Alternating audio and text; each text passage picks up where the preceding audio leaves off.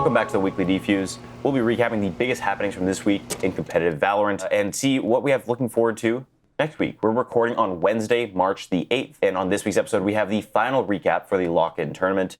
We have what's coming from the International League and CS2, It's Real. I'm your host for this week, Dominic from Off the Dome, and I'm joined by Galaxy from the Inting Podcast. Galaxy, how are you doing? I'm wonderful. Just finished watching watching the whole VCT lock-in. It just motivated me more and more. And I had to be easily one of the best tournaments I've ever watched. Dude, it was crazy. Especially the Final Four, went as perfectly as possible, right? The dream matchups, the dream, conclusions. I think it was, it definitely kicked off the season, and now we can't wait. I can't wait for see how the regular season starting, Masters, LCQ, and even Champions.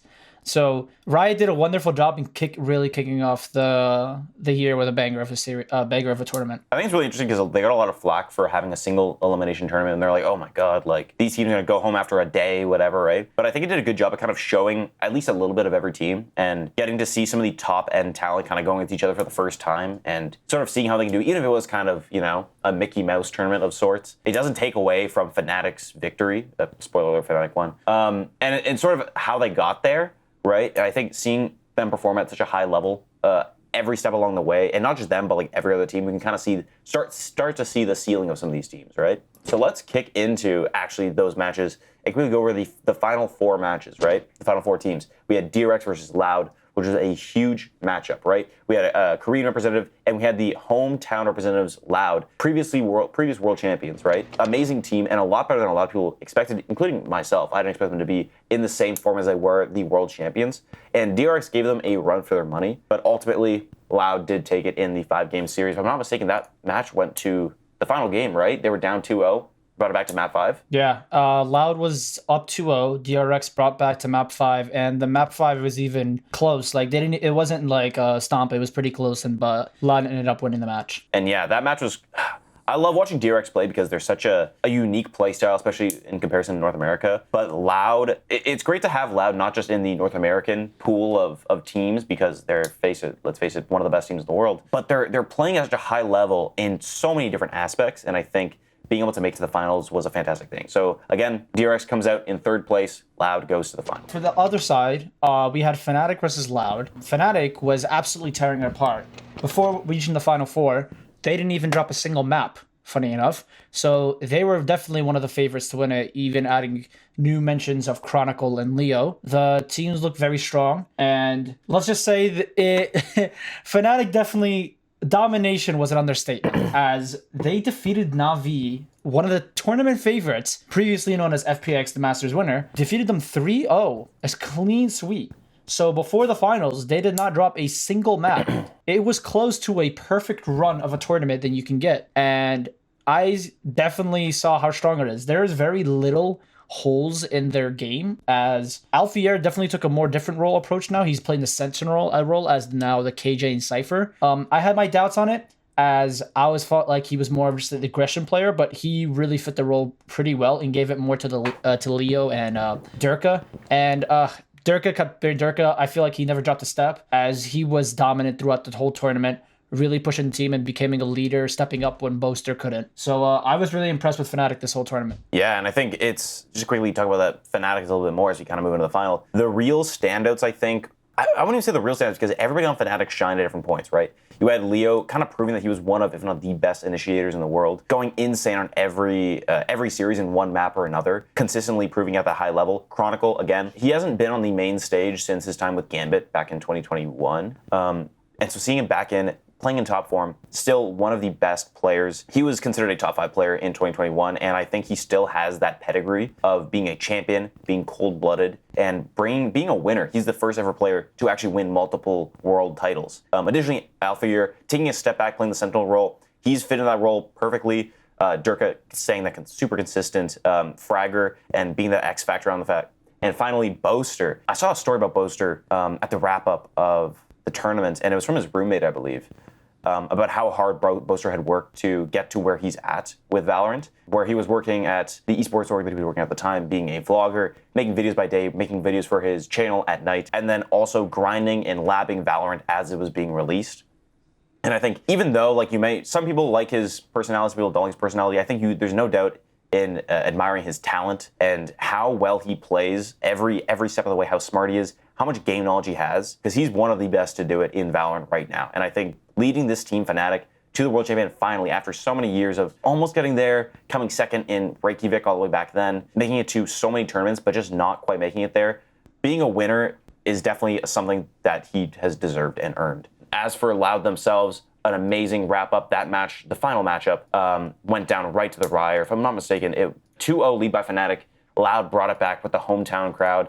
The final map going overtime with Fnatic finally taking it and taking home EMEA's first title, and also kind of bringing back that EMEA versus not even just North America, but America rivalry. I think there's only 3 regions now, but I think these are 2 of the best teams in the game right now going at it, and I can't believe we actually got to see it in the first tournament of the year. Yeah, it was a very impressive comeback too, because as Fnatic in map 3 in Icebox, they were actually down 3-11. So they actually performed one of the biggest comebacks in VCT history. They did kind of throw the choke a lead as a 2-map lead, so I felt like in maybe Split they kind of threw a little, where I felt like they should have wrapped that map up. But they did bring it back, and you can't deny the Fnatic. Every player just performed. Every player was outstanding. Boaster was IGLing. Durka was being Durka. I think the entire squad just looks very strong. Of course, they're going to look back into this. There's a little mess ups here and there, but I feel like they're just going to come back stronger. I could definitely see this team coming back into Tokyo, and we're going to see that again. Yeah, and hey, if there's only one team I want to point on, that's the Sentinels, because they lost to Fnatic in round 1. Who knows how good they could have been, Yeah. Just say, I'm kidding. I'm just kidding.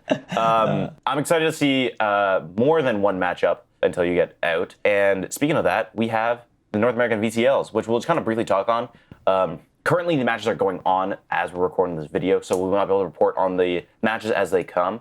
But we can kind of talk about how the event is going as a whole, how the league's going as a whole. We have one more week left after this. We have week 5. So as of right now, the matchups are sort of decided, as there's a lot of, especially for Group B. Group B is more top-heavy, having 4-0 M80, likely to take the first seed. TSM, the Guard, Disguised, all doing very well. Mad Lions and OR Esports are likely to get dropped from the league. But over on A side, we have a very tight race right now. Aside from G2 coming away with it, FaZe, Shopify, Moist, Oxygen, and TurtleTroop all have a bid to make it, depending on how they do in this next upcoming week. So I think you're going to want to pay attention to Group A to see not only what the seeding is going to look like, but who is actually going to come in. And let's see whose predictions between me and you are actually going to be right. Yeah, I think with definitely the changes of TurtleTroop, it's definitely looking a little with the addition of Mummy and Tig, you could definitely see a cultural change in the way they changed as well, their play style. They feel more confident. Governor going back to the more of the duelist role, he definitely sees more comfortability in that as well. It definitely just looks like an overall great team. I think Moist Esports, they did for losing 2-0 to TurtleTroop, they did play pretty well. I know this debut as Moist Moguls definitely didn't go as planned, but I can definitely see them as a great, definitely making it through the bracket. I did still have FaZe and Shopify not making it out of groups, so that hope right now is still alive. A lot of copium right now, but I still have hope in Oxygen Esports, as they definitely had a bad drawing in the first group, but I feel like they're going to step it up now. But overall, Group A looks very intense, so it can go either or, as compared to Group B, where it's a little bit more decided as now. But I think Group A looks amazing right now. It really looks like a very intense competition over there. Yeah, no, I'm excited to watch it. Next, we should talk about some VCT brackets. Yes. So Valorant or Riot Games officially announced how the bracket will be going during the regular season. So to run it down for you guys, it's a round robin. So meaning every week the teams will be playing a best of 3 series. So with that, every week, and then the top 6 teams of out of the 10 will be going to a double elimination playoff bracket. Through that, they will go through the bracket, go through the playoffs, and top 3 teams of the playoffs will be going to Tokyo. So think of it as like once a week. For example, Sentinels will go for like 1 week. Sentinels will go against 100 Thieves. The next week, the Sentinels will go against Loud, for example. So they play a best of 3 series, and then after they play one best of 3 series per week, and then playoff happens, top 6, and then top 3 of playoffs. They go to Tokyo, and then last chance qualifier is in July. So for whoever doesn't acquire most amount of points, there's last chance qualifier for it, and then that last chance qualifier will be going to champions. So it's a lot to handle, but when you look at it, it's pretty easy to understand as you go on through the season. Yeah, and hopefully that usually what I do to keep up with League is that if you go into Google and you just type in like League of Legends like competitive, it'll give you the schedule every like week or every day just through the Google add-on. So hopefully VCT will do something similar because Valorant is like also a big esports game, right? And also you can tune in here to figure out the news anyways. We'll be doing up and keeping up with that, giving the preview for the new matches every week because this will come out on the Friday. So we'll be able to talk about the previous weeks and give you updates on the new matches as they come. I'm excited to have, the VCT back in action, the biggest teams on the biggest stage, week to week, dude, week to week. And it's gonna be every day too because all the leagues themselves are scattered. So we'll have 3 days of matches, but we'll have 3 sets of 3 days of matches. That's 9 days of matches, and there's only 7 days in a week. Yeah. That may have made no sense, but yeah, it's definitely going to be much easier to be able to watch the games and really to understand on who's the seedings. So it's going to be interesting because you'll have maybe like a team, like for example, Sentinels might go down 0-2 in the first 2 weeks, but then they might bring it back. And you're going to definitely see a lot of teams evolving and really changing up their roster. And it's definitely going to be much easier to understand. It's more, I think of it as like the NBA or the NFL, as like each week you'll really understand. You have a formula of which team is really doing well and which team is just struggling. And but I think I really like this bracket as it really pushes the top 6 instead of just top 4, top 3. So I really do like this format as it really gives a lot of teams a lot of chances to really prove themselves and see who really is one of the best teams in the Americas region at least. Yeah, it's gonna be fantastic. I can't wait to watch it. But we have something even better today, right? We usually have EcoForce. We usually have a big discussion point. Sometimes we have Ranawan, but today, pew, pew, pew, pew. God, pew, pew, pew, pew, pew, pew. Roster Mania. Roster Mania. Dude, we have some crazy roster switch ups at a seemingly really bad time of the year too. We have so much to get on. So I'll cover with the first one. Can you start with the first one? The first one's probably the craziest one I've heard in a minute. This is crazy. So to give you as an example, okay, EG right now is trying to form a 10-man roster as a little background. So far they have 9 players. They're trying to fill out the 10th one as of right now. So for the past week, they've been actually trialing Adder, really showing interest from TurtleTroop. They've been really trying to show interest, and it really looks like they were going to sign him, or they're going to poach him to EG. And the team has been practicing with Pancakes. If you don't know him, he was from a crew for the past week. And then out of nowhere, EG seemingly decided that they were not going to sign Adder. So if you guys don't understand, the issue with this is the team hasn't been practicing with Adder for the past week. So all these scrims, all the tactics, all the strategies, agent selects. So all this is going to screw up, and essentially they have a match tomorrow. So to put this in perspective, EG essentially screwed over TurtleTroop in one of the most important weeks of Ascension. Now the Adder is going back. So as of late, so the ruling is Knights allowed Adder to continue playing with TurtleTroop, even though he was not essentially with the roster for the past week. So thankfully he is allowed to play in the TurtleTroop, but this whole situation is just messed up, and it's essentially a bad look at EG as they essentially screwed over a free agent squad for a very important week. And if I'm not mistaken, one of the rulings about having the squad, especially in one of these tournaments, is that you have to have 3 of its original members. And because they already switched out 2 of their pre-existing members in Okeanis and Vic. No. Harmful. Okeanis and Harmful? No. Yeah, it was Harmful. It was Okeanis as Harmful. It was Harmful? Yeah.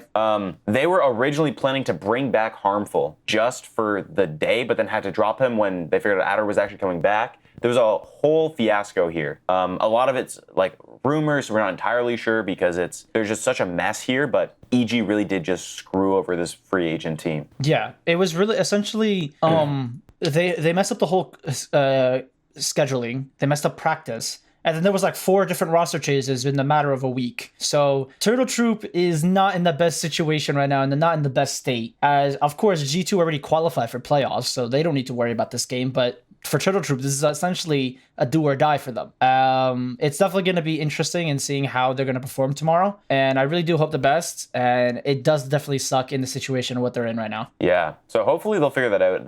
Being the only free agent team in that, in the whole pool of teams is already hard enough. When other orgs are like fucking with you alongside that too, it's already hard. So hearts out to TutleTroop.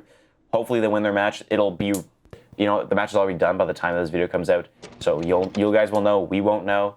But hearts and prayers to them. And hopefully, even if they don't make it through this section, there's still another split to the league. So maybe they'll make it through next time. The next big roster movement. This is another juicy story. There's a little bit of rumors in the roster, but there's a little bit of spice on there too. If you guys don't know, there's an organization called Paper Rex. Paper Rex, one of the best teams in the 2022 season, did get out in the first round to Cloud9, but Cloud9 did tailor their entire match specifically to beating Paper Rex. There's a lot of stuff in that. Paper Rex, not a bad roster. As we did have Ron on talking about how they were that good. Of course, Forsaken, Jing. They have a lot of other players too, Mind Freak. These guys are very well respected, but mainly Forsaken and Jing are two of the most explosive players, the most explosive duo in all of Valorant. But there is a player that has been making some noise recently. He's a Russian player named Something, and that is his name, by the way. He recently dropped 100 kills in a single match. Let me pull up this for you. Something Valorant. Yeah, currently he's playing in the VCLs as of right now for the, I believe, Japan League, the VCL in Japan right now, if I'm not mistaken. Yeah, for Sengoku Gaming. Yeah, if I'm not mistaken. He's currently playing in the VCL for Japan right now. And for this, he will, as of right now, he is not for the main roster. He is there as their sixth man. So it's insane that you have Jing and Forsaken, and then you have in your back pocket Something who recently just dropped 100 kills in an entire series. So here's the stat line. It was a 5-game series. Sengoku Gaming versus Fennel in the lower round 2 of the Japanese split 1. Something dropped 136 kills, 74 deaths, a plus minus of 62. By far the best, probably by far the best I've ever seen in any game. 332 average ACS over the 5 games. So this guy is insane, plus 7 KD. He's crazy. He's playing alongside players like Fisker. These are good players, and he's just out-fragging them to such an extent. He's a fragger, and it's crazy that he isn't on a main roster, but getting this opportunity to work with Paper Rex would be amazing as our sixth man. But there has been rumors for the past year or so, because of Indonesia's mandatory military service when you come of age, a player like Jing specifically does have to go do that soon. So the question is, are they bringing something in to replace Jing? Are they bringing him in as a sixth man? What will happen to this roster during 2023, we're not entirely sure of. But just so you know, Paper Rex is in good hands, especially if they sign someone like Something. It hasn't been done yet, it hasn't gone through. Perhaps it will by the time this video has come out. But this is something to keep an eye on, because Something, especially you might say, oh, who is this guy joining this team? He is a big player playing in the biggest game. So yeah. I'm also interesting because he is, I believe, Russian. So I believe the whole squad would have to start. I don't know if they are, what language they'd be speaking. I don't know if the language barrier would be in effect to them. And I'm guessing they would all have to start speaking English to each other. So it's going to be interesting and how the dynamic is going to be, as you're bringing Something, a Russian player, to a mostly Indonesian squad. So it's going to be interesting how the dynamic is, and if the language barrier is going to be a little bit different or it's going to affect the squad. I do hope, I have confidence in them, as they are going to be fine, so they're not going to be an issue. But I do think that it's going to be language barrier is definitely a factor, as everyone, for example, Sentinels, like do Rob Bancada and Saucy from Brazil, who main language is Portuguese. So it's going to be interesting to see how the language dynamic is going to be and what's going to be about. But yeah, for the most part, it's going to be, I can't wait. Something finally going to be in the big leagues, and a lot of people are going to be interested to see how he's going to play. Yeah, no, I'm excited. For the biggest news so far, the most out of left field news so far is Cloud9 not only getting rid of Ye right now, but they're getting rid of their main IGL in Vanity. So, if many of you guys don't know, it was reported by Purist that Ye is no longer trialing with the squad, as he is the main IGL for the past 2 years in Cloud9. I feel like a lot of people were saying that he was essentially untouchable, or there's no way they would kick out Vanity as their main IGL. So right now, Cloud9 is running through a lot of trials. I mean, It is. They're trialing so many people. You could email them and you might get a trial out of them. So it's going to be interesting. There's a lot of names going on. There's Marv was even in the talks of being in the squad also. So it's definitely going to be interesting to see who is on the squad.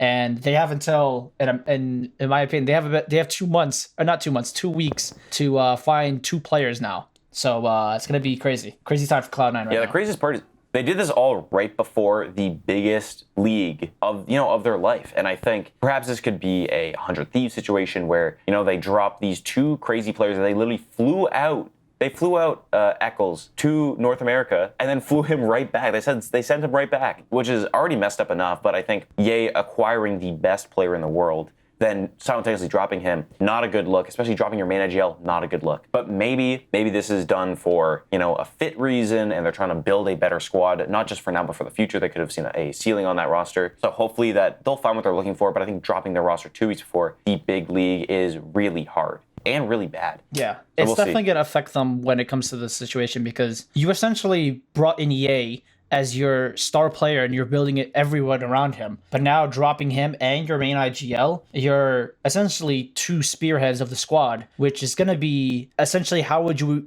replace it? Because Vanity's he's no like random IGL. He is one of the most talented IGLs in North America, even in all of Americas. So dropping him is just a big question mark as how are they perform? Because as we said, the America's franchising starts in April 1st. So they have as of this recording, they have about 2 weeks to find 2 replacements and really scrim and see how they're going to mesh with each other. So it's going to be maybe in the next coming weeks, we get to see who those 2 players are. But as of right now, I think it's a big L and I have no idea what Cloud9 is thinking right now. Yeah. And if it's not enough to have, at the VCL stage, we have TurtleTroop fiasco. In other leagues, we have the Paper Rex adding new players. In North America, we have Cloud9 doing something. Same with EG doing something. We don't know what they're doing. We now have an external force pulling players away from that free agent pool that was so dense in North America with the announcement of CS2. Counter-Strike Source 2 has been announced. If you don't know, the original tac shooter that kind of built the genre, what a lot of influence from Valorant and a lot of its pro players where they originally came from, whether it's CS Source or CSGO. So a new Counter-Strike coming out will no doubt pull the lure of a lot of players back. You'll no doubt see Wardell going back, other players that are in the free agent pool that are kind of in between games, they're not really sure what to do next, could definitely go back to Counter-Strike, play in that level. Whether they'll be back to Valorant, we're not sure entirely. But I think it's going to be exciting to see a sort of competition there. And maybe we'll see CS players jump between games because maybe they're done with CSGO and don't really want to go to a new game like CS2. Maybe they jump to Valorant. I guess we won't really know. We'll kind of hear throughout the weeks, especially from team players in VCL and just below that are kind of scrimming and not sure where to go. We'll hear them announcing them go to CS2. But either way, I'm excited to play a new game. Yeah. I'm extremely excited. So to put this in perspective, this is not what I've been seeing online, if I see everything circling around. It's not really a new game. It's just going to be Counter-Strike Go. It's just going to be under the new Source engine. So Source 2 is a completely different engine where it's run different ragdolls, different mechanics, different physics. So it's run everything. But so the reason is because Dota 2, game just that was created by Valve, has been under the Source 2 engine since 2016, if I'm not mistaken. So people are always speculating how long it's going to take because one of the biggest question marks is the skin market. The skin market is essentially a very big reason on why CS is still kicking and breathing. So that was the biggest thing, and it turns out that the only issue why they never switched is because they didn't know how to switch the skins from the Source 1 engine to the Source 2 engine. That was the main reason on why they didn't switch sooner. But now they figured that out. Everything's going crazy. There's rumors of Valve flying pros to the Valve HQ in Seattle to try out the game. And now Richard Lewis came out with an article saying, this game, Source 2 on CS, is a real thing, and it could come out as soon as this year. So this is the biggest news, and CS Twitter blew up when it comes to this situation. All the memes of, tag this person, I have the Source 2 beta, tag this person. So it's definitely been, CS Twitter has definitely been an enjoyment to watch. Yeah, and I think I'm excited to play the new game. I played a bit of CSGO back in the day, but I didn't get as into it as I did Valorant. So I think it's going to be interesting to kind of go back and be able to spend more time kind of divulging into what CS has to offer, and especially in contrast to now that Valorant has kind of cemented itself as like a fully developed game now, and trying to bounce back and forth. It's going to be interesting because now, as you mentioned before, there's going to be a lot of free agents. And there's a lot of free agents in the market. And with Riot going more of a franchising route right now, it's definitely it's not killed the tier 2 scene, but it's definitely reformed it in a way where now they're adding Premier. So now it's going to be deciding, do I want to go back to CS where I originated and under a new source engine, maybe Valve might take a different route with this a tier 2, or do I stay in Valve, or do I stay in Valorant, where I'm already cemented? I can maybe try to prove myself another time. So I won't be surprised if you hear some of the biggest names going back to CS:GO. Or now we don't know if it's CS:GO 2. Yeah, I wonder if it'll be. It might be like CS and then like Ultimate Offensive. Ooh. You know? I was just told because they actually were trying to get rid of the tag of Counter-Strike, counter-terrorist and terrorist. So because they'll do that, because a lot of colleges don't accept that because the word terrorist is in it. So a lot of colleges don't accept that. So that's one of the biggest things why it hinders CS. So it's going to be, apparently they're trying to change it up so they can, everybody, it's marketing friendly. Well, I would say that's what they're trying to go for more so they can expand the game out. But, yeah, CS, I can't wait for more news. Maybe it might come out this year, but who knows? Yeah, I'm excited. We'll keep you up to date on all the CS news. Yeah. We have one final piece. Yes, we have one more news. This is more of like a serious topic. So as of March 4th, SiCK, the Sentinel's 6 man, has been criminally charged for trespassing. An incident occurred in a dealership according to sources. It is a Class B misdemeanor with a bond of $5,000. So there was an incident where he went to a Ferrari dealership and he trespassed, and then he got arrested. And he is, as of right now,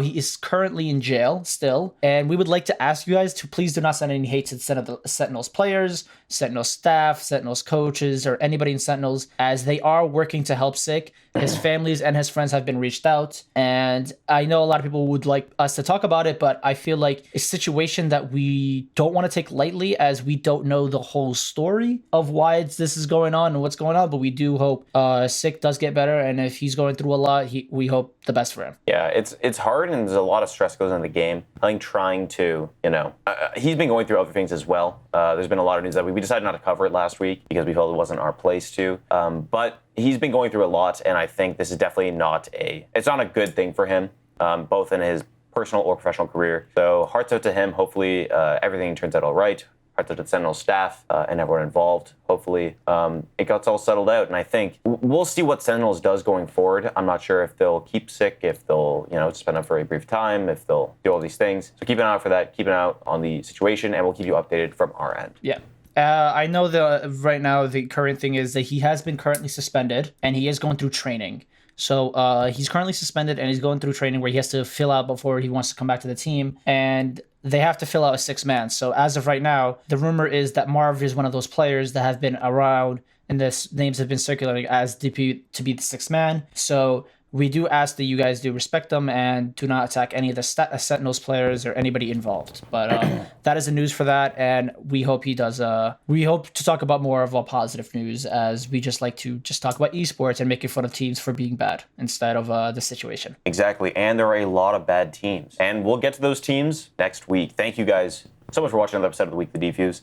The next episode will be on Friday, March the 17th. Make sure you like, comment, subscribe, share the video. If you like this, if you got all the way to the end, tell your boys, retweet us on Twitter, find us. We're always keeping you up to date on what's going on. And I hope we'll see you again next week. Next week, we'll be on Galaxy's The Inting Podcast channel, and keep an eye out for us. Alrighty. Well, thank you guys for listening. Appreciate it. Thank you for the support, and I hope to see you guys next week. Have a good one. Thanks.